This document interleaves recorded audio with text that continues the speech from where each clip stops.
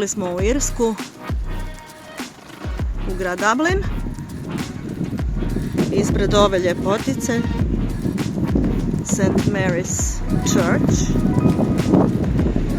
Ćemo danas održati natjecanje za Irce.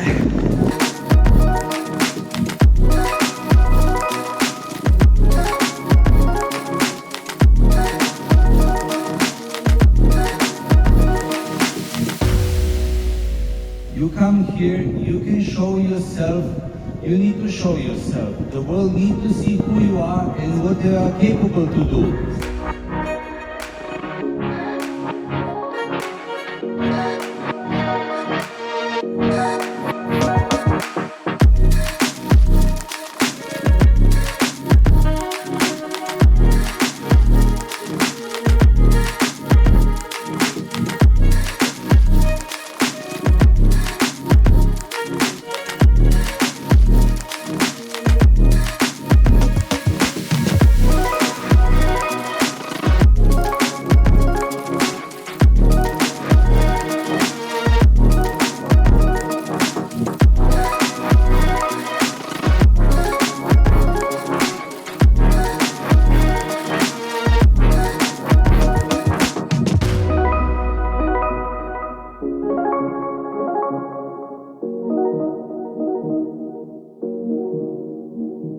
Uz podršku Hrvatskog veleposlanstva organizirali smo gastro natjecanje u Dublinu.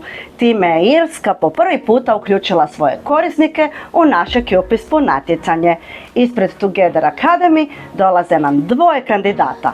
Andrew kao najbolji kuhar i Sara kao najbolja barmenica okušat će se među ostalim kandidatima iz Europe za titulu internacionalnih pobjednika Cupi S Spoona 2024. u Zagrebu.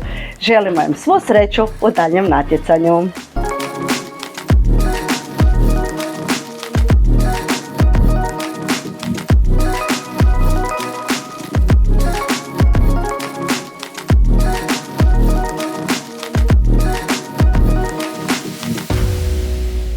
Sa veseljem smo prevalili dugačak put do Irske, nekoliko trajekata, 2300 km, ali veselje koje smo vidjeli na našim natjecateljima, na njihovim mentorima i na roditeljima nadmašilo je sva naša očekivanja.